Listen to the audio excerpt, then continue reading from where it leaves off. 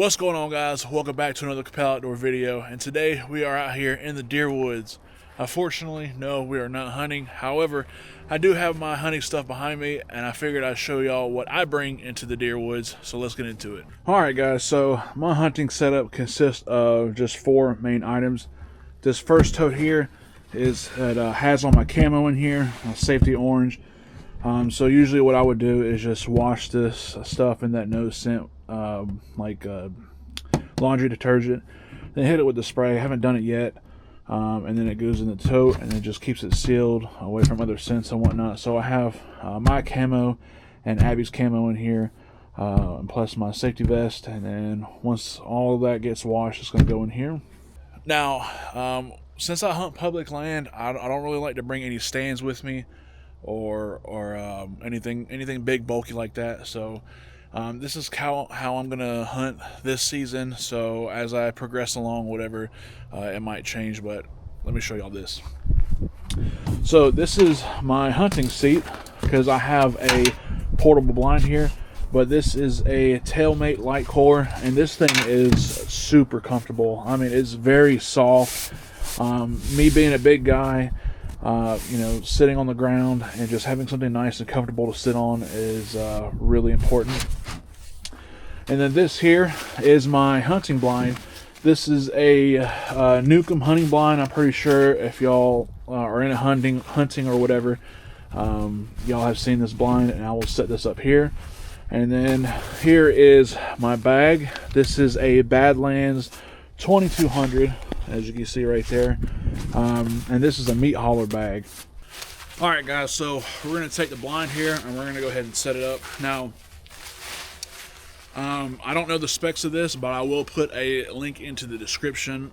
You can find all the specs, measurement, colors, and you might be able to see if this thing has Wi-Fi or not. But this is how it's going to be packed right here. Now obviously it has a case on here, but I do not carry the case. I just kind of leave it like this.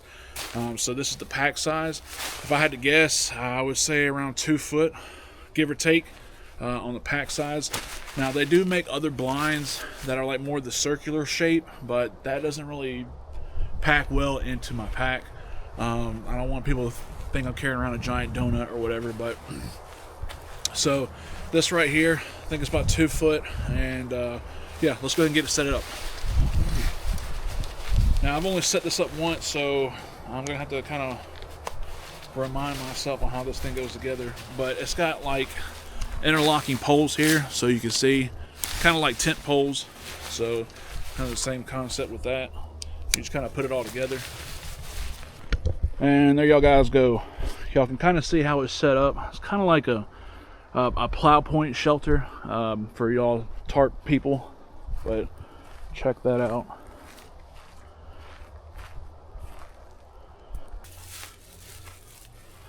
So as y'all guys can see, I've got this blind set up here in front of me. Good thing about this blind is I can adjust the height of it. So if I wanted to bring it up some, I can bring it up. I got these nice ports to shoot through, or off to my side, and this mainly just kind of blocks me from the front, and that way I can move around, move my legs and whatnot, and not disturb any game. But I think the seat with this blind is a really nice combo. Give y'all kind of an overview of this blind setup situation. Now I would honestly pick better coverage than that.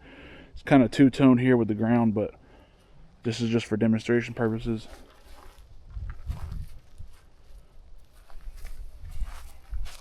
And then here y'all can kind of see what it looks like from the inside. So you got ample amount of room here. Like, I stretch my legs all the way out, get nice comfortable in this thing. And honestly, if you get too comfortable, you might fall asleep. But like I said, you got these nice portholes to shoot through, or either off to the left and the right.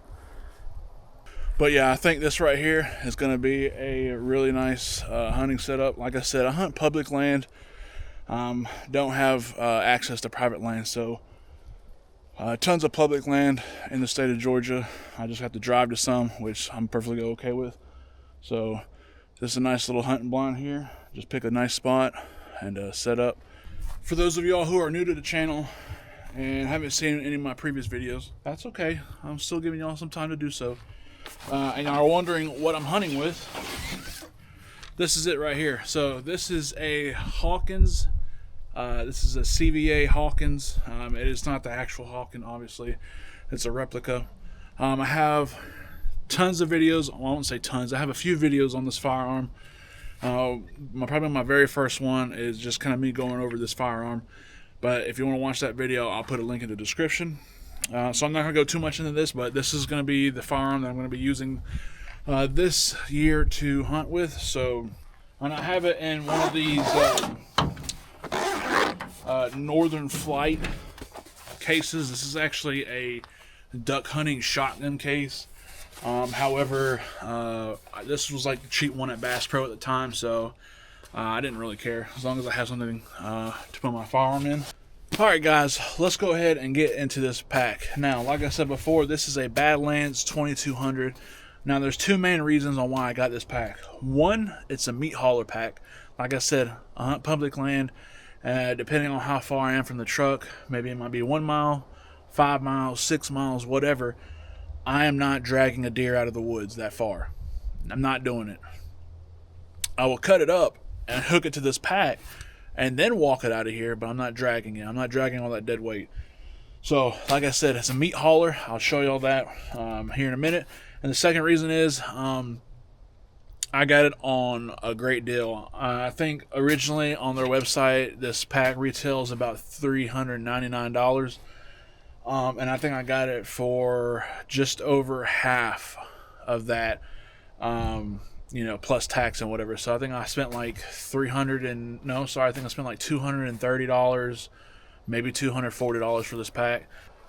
All right, so let's start off here. Tilt the camera just a little bit. All right, so one of the interesting things about this pack is that it has like a bat wing design right here. So you can see like it's got buckles that go across like this, right? You undo the buckles and it opens up. Now here is a sleeve here. Now you could take this sleeve, unhook it here, roll it up, and it comes in this own little pouch. They design it to where a spot and scope would go in here. So if you're, glassing mountains or whatever, you would put that in here. And then on the other side, it just has a pocket here and a little strap to keep a hold of some stuff. So you put like trekking poles in here, or maybe like elk bugle or whatever you want in here. So that's pretty nice. And then you got the hip pockets here. So in this hip pocket, I keep some wind detector in here, so this stays on my right side. So if I'm walking in on the evening, I can throw some of that out and figure out where the wind's coming in here. And then in this pocket here, I don't have anything, so extra hip pocket.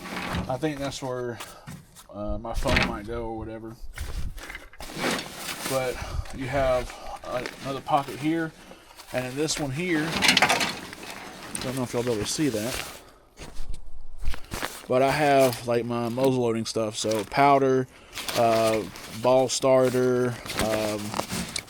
I got my this is my cap keeper here, and my powder measures in here.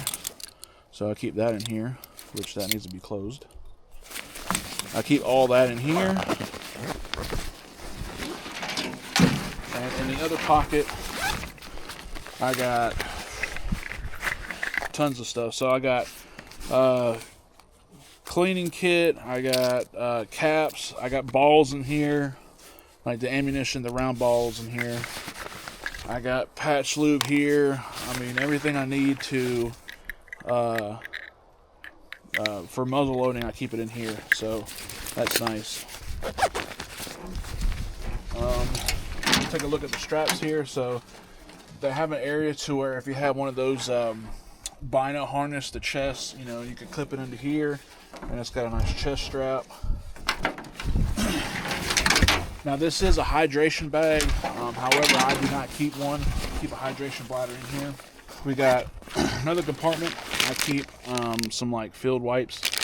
So anytime it gets hot here in Georgia, which is kind of frequent here because right now we're kind of in a little cold snap, and then the week before that it was hot, and you know, whatever.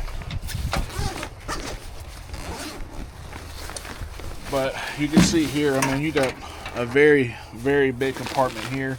Like I said, the hydration goes up here, and what I keep up here, since I don't run that, I run some game bags up here, and I have a outdoor edge knife. This is one of those that takes the replaceable blades, so this is my skinning knife, right? It's got that here, and then it's got this piece right here, which right here, this is kind of like a skinning blade. So I've never used one of these. I've always used the gut hook, but I would, if I had to guess, it'd be the same thing as the gut hook. So got one of those. So it's 2-in-1 ordeal, and I keep extra blades in here with it. So, and then I forgot them at home, but my rubber gloves would also go in here too. So that's just where I would keep that stuff at. And in the bottom, I got a deer call. So it's a Primos. This is the Buck Roar 2.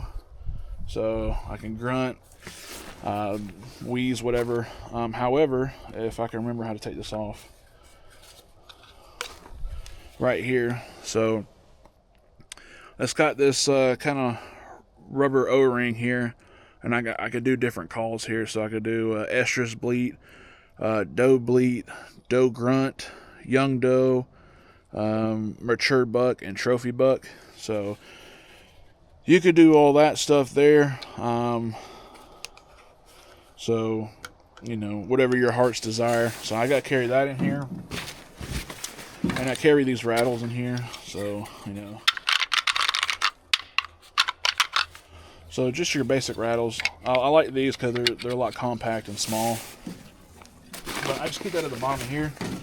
So, and the last thing would be down here at the bottom. So down here at the bottom, you got a little area where you can put like a sleeping bag or a foam closed cell mat. But you open this here, and this is, I believe, so this is like the sling portion. So you could put the butt of your firearm in here, run it up through here, and strap it down. So if I were to kill a deer or hog and I have the meat strapped here, I would put my firearm here, so that way I don't have to tote that around too. And that just rolls up and tucks away in here. At the very bottom here, you got a zipper. And this is their quote-unquote meat shelf. So this is where this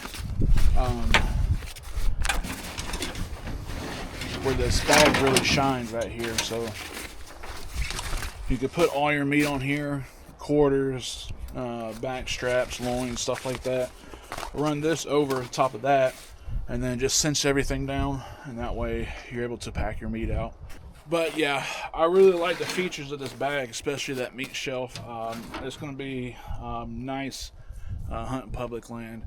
I remember years ago, me and a buddy of mine, we went hog hunting down at one WMA, and I don't know if I have any pictures of it. I do have a picture of the hog that I killed, and I'll put it in this video here. But how we did it is we took both of the legs and we tied it together, and then I cut down this sapling and I ran it through the legs, and he picked up one side, I picked up the other side. So I'm sure there are pictures of it on Google. I'll try to find one and put it in here so y'all can have an actual visual. But yeah, that's how we carried it out of there. And we had like at least a 2-mile hike, give or take, out of there. Not to get graphic or anything, but I think I had the head in towards me, so I was in the back. And when I shot the hog, I was hunting with a lever action 45-70. If y'all know firearms and calibers, that is a big round. Yeah, I know. I was a big fan of 45-70s a long time ago. But I ended up shooting it right between the eyes. And one of the eyes, not to get gross, you'll probably see it in the picture, but it was dangling.